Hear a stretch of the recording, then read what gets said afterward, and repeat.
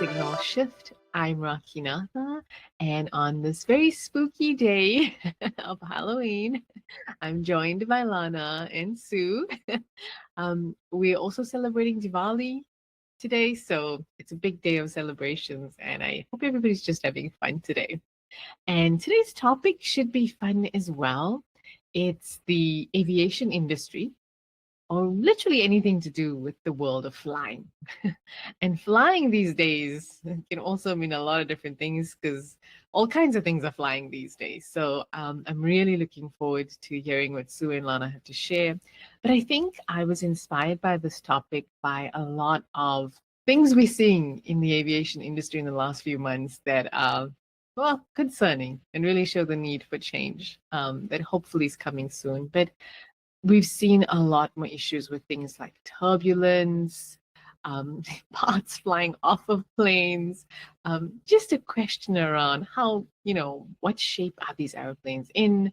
How much visibility and transparency do we have around their maintenance and what's happening there, right? Things around regulation. And we saw a few things during COVID as well with the amount of kind of issues we were having with just people's behavior on planes, right? Leading to questions around that. And there's been a whole lot of other things. I mean, I learned about GPS spoofing that happens on planes, which, yeah, is a whole scary thing of hackers basically, messing with navigation on airplane systems. I mean, it happens far more commonly than we think. So a lot of things like this have come to light in the last couple, I would say, years, and certainly last couple of months as well, a lot more. And it begs the question of, yeah, change is needed in this industry. So what's coming? What's going to be next in the world of flying? And that's what we are going to explore today. This is Lana. I was thinking about the experience of flying. And so this is a signal from Dubai. It's actually where Emirates Airlines and the Dubai International Airport are reimagining air travel for neurodivergent passengers. And so this isn't like a single innovation. It's basically how they've partnered to redesign the entire experience of air travel and make it more accessible for people with different neurological needs. It's really everything from before, from when the flight, before even booking the flight, all the way through the experience. And so just a couple of things about what they've done. So one of the key insights for neurodivergence is reducing unknowns can make a huge difference, right, in someone's comfort and confidence. And so, for example, with Emirates, they have a travel rehearsal program. For example, autistic children and their families, they can practice the entire journey through the airport and onto the aircraft before the actual travel date.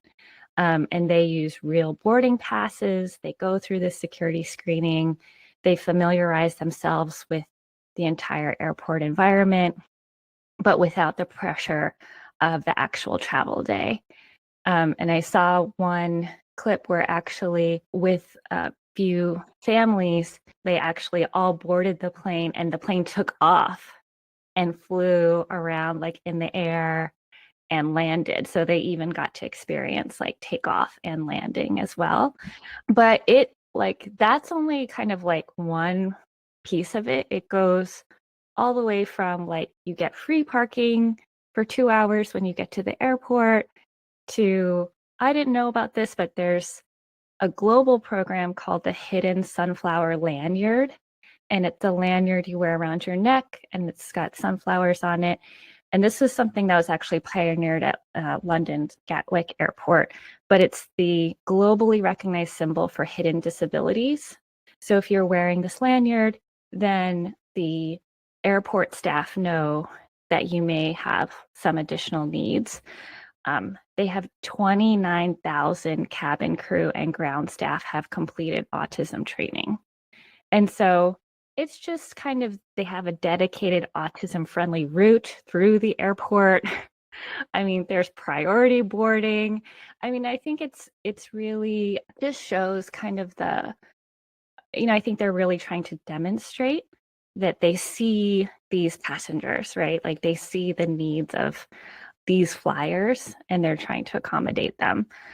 You can also like pre-load all your entertainment, right? So they're doing everything they can to think about the experience. Dubai is the first airport to earn the designation of a certified autism center in the world. And so the first one in the US, which also just got certified, was the Toledo Express Airport in Toledo, Ohio. So this is, something that is emerging after, I think, many years of effort from disability advocates. And so I think that's really encouraging to see that, as our like understanding grows and as more airports develop their own programs, really setting new standards for inclusive travel design that I think will not only benefit folks with, different needs, but I think would benefit everyone to have this level of care and empathy for travelers and for their experience. So I thought that was very positive and a hopeful sign, hopefully, of things to come. That is an amazing find and share. Wow. It really begs the question of we should have been here sooner, right? I mean, that's amazing. That's such great news. And yay to Toledo, Ohio. That's amazing, right? That's I think the way to lead change. And that's a great signal. I recently saw something about labs. I think it's in the UK, recognizing the same thing and saying so many scientists are neurodiverse. We need to design our labs to actually work with their brains and their minds as well in a way that's comfortable for them. So I love this, and I love that design in all kinds of spaces is taking note of that and catering for that. So really great share. I think beautiful change coming to that industry. And Sue, yeah, any thoughts and what did you have on your end?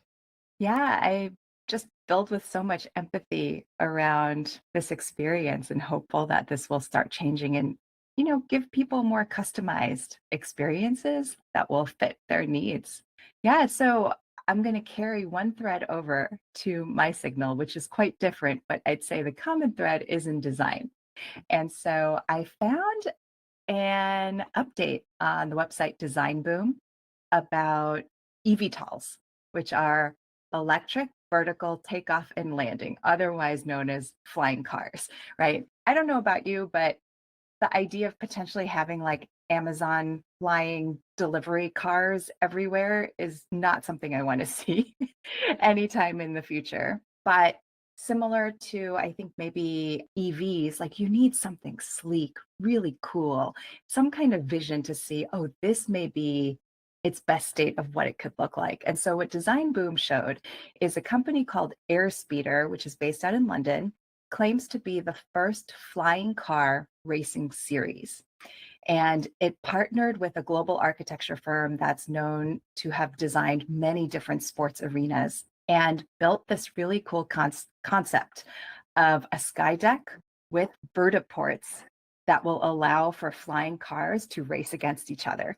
It will actually have retractable areas for pit stops for the cars before they fly off again. And the really cool thing is the sky deck then allows spectators to like see the entire race course and, allow for all the concessions, like all of that stuff as well. And so the design looked like it came out of, I mean, the article was saying it looked like it came out of Dune, like a series from science fiction.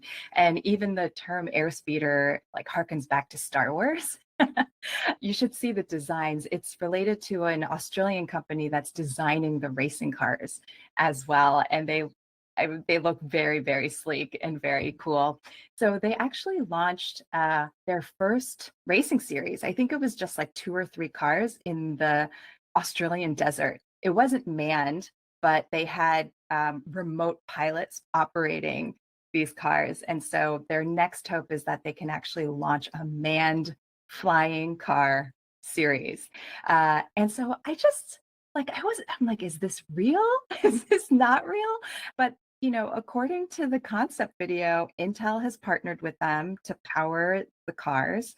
They've secured a deal with Fox Sports Australia to show the actual race. And so, like, they have a very famous, like, F1 driver as the global ambassador. Like, all of these things where one thing after another is adding up. I'm like, oh, this seems legit. So we'll see where they go. It's still very nascent. They announced that they were going to do the first manned series in 2024. I haven't seen any news other than the concept of the vertiports landing. It's got me excited because you can sort of see the vision of like a very contained race. And whenever I'm at like an outdoor sporting event and I see the flyover, I get so excited. And so I think, oh, this could be really exciting. And so I think it's not just the idea of the race, but like everything that goes into it. So the way that they're thinking about training the pilots or recruiting the pilots is also totally different.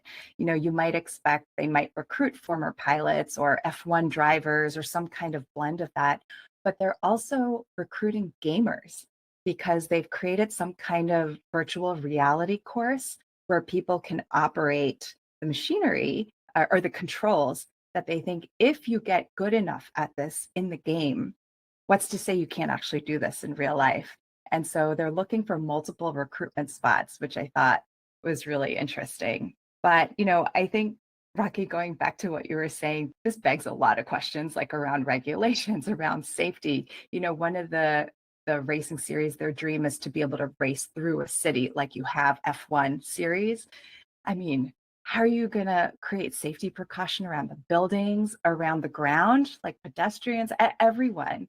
But that was kind of the point they were making was in order for eVTOLs to actually become a thing, all of this needs to be figured out by cities, by governments.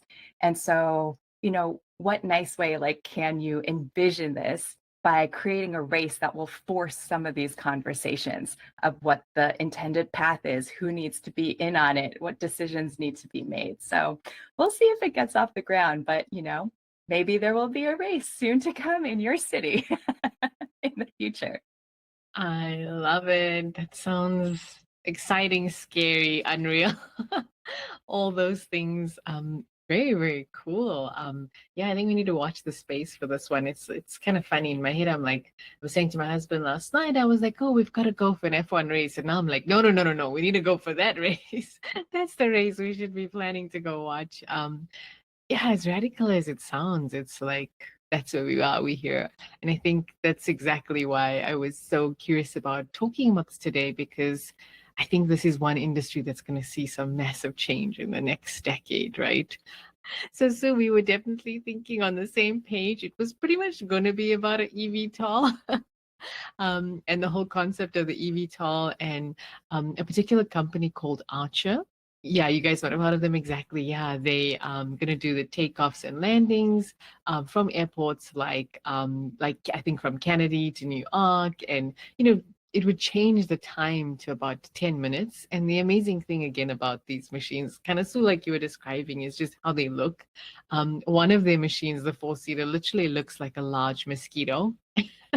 Yeah, will transport people. It's like a drone, but it's just a massive drone that can transport people. And so it's really different to a helicopter in that sense, and faster and easier, and they can get more of these flying around, getting us transported all over. And I know part of their plans is also to develop really an eVTOL sort of taxi network in the San Francisco Bay Area. And so they would connect places like Napa and Oakland and San Francisco City, etc. And so it would be game-changing for traffic in places like that, in areas like that, where you could have these taxi networks come together. Yeah, so I was gonna go that way, but what I'll do is I'll pop in an extra quick other different signal just to keep us on our toes with all the changes coming in aviation. So the other one is basically it's a hypersonic aircraft. It's called the Venus Stargazer. It's only going to arrive in the 2030s, but it would be the world's first hypersonic commercial jet, and it would be able to reach speeds of Mach 9. So that's pretty radical. What that means in a very practical sense is that we'd be able to get between somewhere like Delhi and London in 1 hour. And this is coming to us in the 2030s. That's 6 years away. That's really not that far. I think, yeah, other amazing things, the way it works is we'll actually be flying at about 110,000 feet in comparison to the current 38,000 feet that normal commercial planes fly. So we'll be flying higher, we'll be flying faster. But what's really amazing is these jets will be built to half the emissions. They'll also have reusable mechanics. So things like the turnaround time on the tarmac, etc., that'll be reduced as well to like 30 minutes. So all of this is like everything we know is being taken into consideration to build planes that'll give us a much, much faster experience. So yeah, it's called the Venus Stargazer. It's a Houston-based company that's building this and looks optimistic. So that's my share for today. What's coming up for both of you? What are you thinking about all these crazy signals about aviation? I mean, okay, I have two thoughts. One with the Archer, like the airport taxi, like being able to take essentially a flying taxi to the airport. I mean, I don't know, last time you've been to JFK or Newark or LaGuardia or really any airport where you're trying to just get there, pick up or drop off. It's such a hot mess. And so I'm just imagining this whole other layer to it where now you have flying taxis also trying to get into the airport. I am having a hard time imagining what this like just adding more chaos to the fray. So, but of course I hope that it can be figured out. I also think the potential for something like that, I'm curious about like a place like LA, right? Like what would that look like if you could fly between destinations versus sitting in traffic? So that's an interesting thought. But I guess the other thing is I'm thinking about the different altitudes as you were mentioning, Rocky, like between the Stargazer or commercial aircraft, potentially the flying taxis, the drones, like and the amount of coordination that might be needed between all of these parties that are at different levels of airspace. Maybe we can count ourselves lucky right now that we can look up into the sky and we just see clouds and birds. We're not seeing multiple layers of flying objects. But yeah, so those were some of the things that I was running through my mind as I was thinking about all these innovations. Yeah, taking a page out of science fiction, I was thinking, oh, maybe the designers are all going to know people all over are going to hate the idea of seeing all these flying objects. So they might get one of those, what's it called? Like the refractive shell, where it's as if it's just the sky, like you can't see it. So it's only visible on radar. Like, who knows? Yeah, that's a wild idea, Sue, but I can see that. I can see that happening. I think, yeah, definitely. I mean, it's a logical question, right? Like, talk about traffic. I mean, this is next level air traffic. Like, how do we possibly manage all of this, right? And it's not just what's happening in the air. Everything has to take off and land. So where's that space? Where's that going to be? And we spoke about replacing parking lots, but are we going to have a whole lot of vertical takeoff and landing spots coming instead, right?